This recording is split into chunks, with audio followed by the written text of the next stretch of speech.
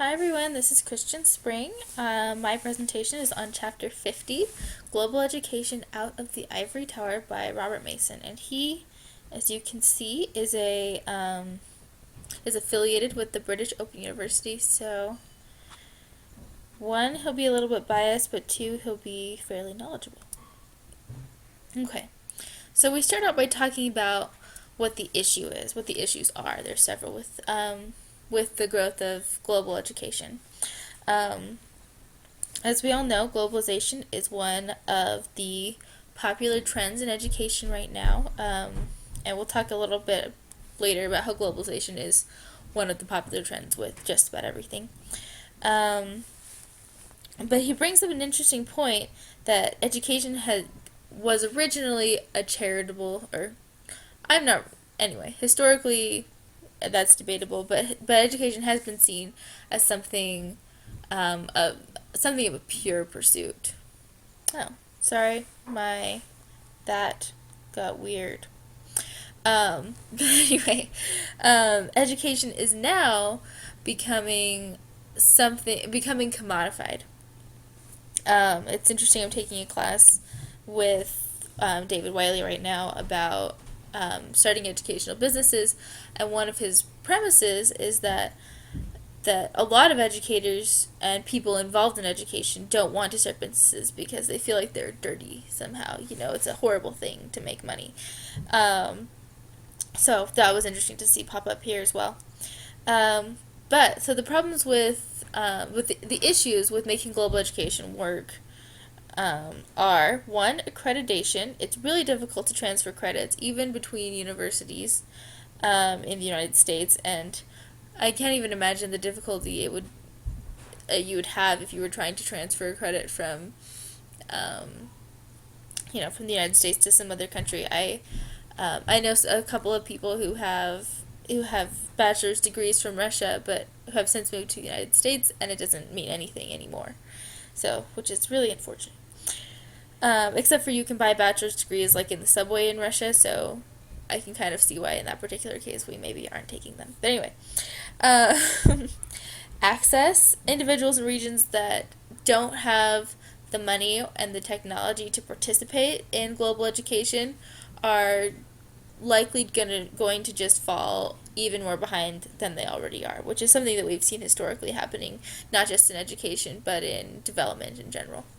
When computers first started, those nations that were ready to take part and to grasp the opportunity shot really far ahead, and those that weren't were I don't think that they fell any more behind, but they, relatively speaking, became even that much more behind.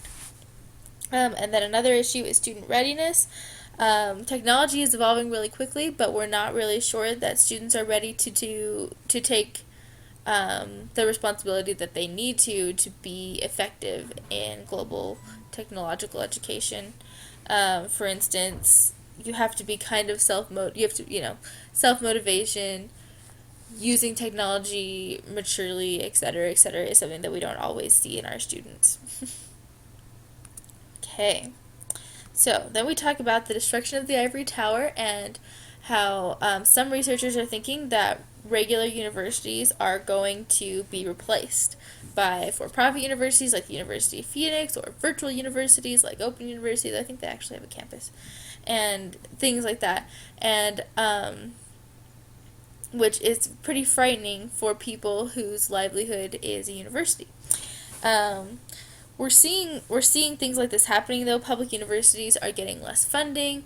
Different kinds of people want to get an education, and almost all information is available very quickly for free on the internet to anybody who has internet access, which is, depending on your country, most people.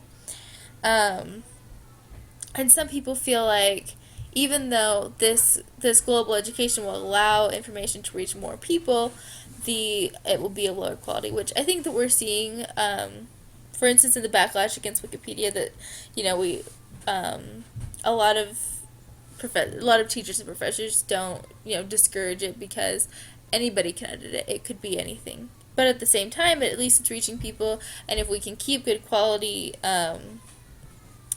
information available, then that's a good thing. All right. Some of these headings are weird, but maybe I just don't have the understanding that he has. Anyway, so as we talked about before, everything is being globalized lately. Technology, the military, everything is going. Whenever I want to fix my computer, I have to talk to people in India, even, for why. And education it's just becoming another commodity that is going global.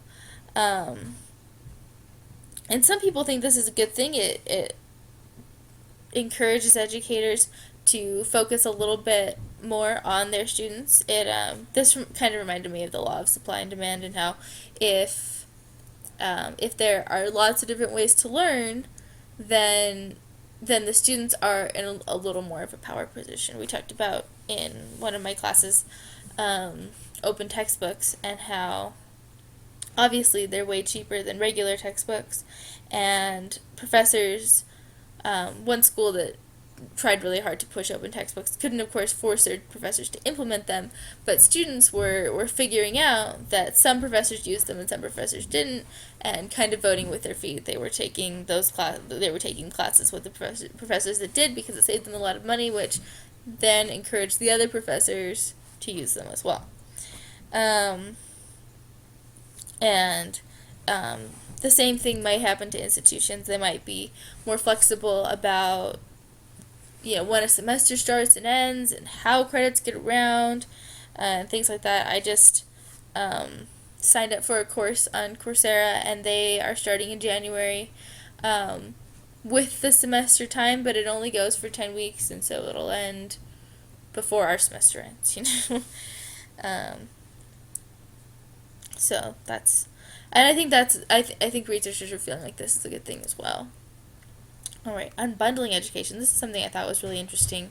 It used to be that a university, and I think about our university, was self-contained. You have a bookstore, and you have a Kugary, and you have an exercise place, and you have a place to cut your hair, and a place to buy flowers, and a place to live if you want. You could conduct your whole life on a university campus. And I know a lot of freshmen that do conduct most of their life on a university campus, which is very convenient in some ways. But now, people are buying their books on Amazon, and some universities are outsourcing the places that they get their curriculum from, or you go to Blackboard and have them do your LMS, and which allows the university to outsource things that they're not quite as interested in, quite as good at, quite as committed to, but still allows them to have them. And with a global university that maybe doesn't even have a campus, that's really interesting, because you can't live on such a university, but they do have the ability to outsource pretty much anything that they want to. Okay, research. He talked about a whole bunch of research that was done, and how American universities are especially active in becoming global, and especially feeling pressured to keep up, or go out of business, essentially. And there's talk about how in the United States we've always had private universities, so it doesn't seem weird to go outside of the public established norm, and also because education is getting to be so expensive in the United States that people are more interested in looking elsewhere.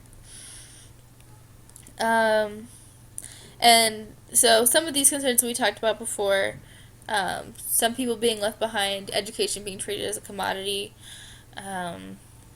issues with accreditation.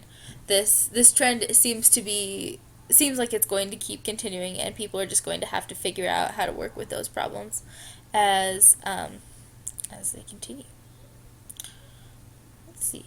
And then he talks about other issues that we need to address. This global education is not really a field yet, but there are some new questions that haven't really come up before. What types of students are going to be ready to fully participate in in global education, and how do we get students ready to make the most of this opportunity, and also cultural issues.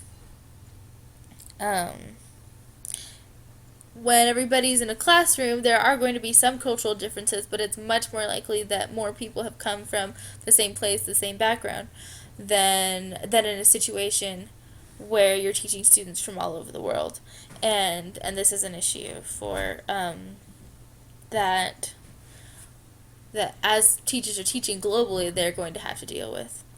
So, this is my little presentation on global education, and I hope that you liked it. Thanks.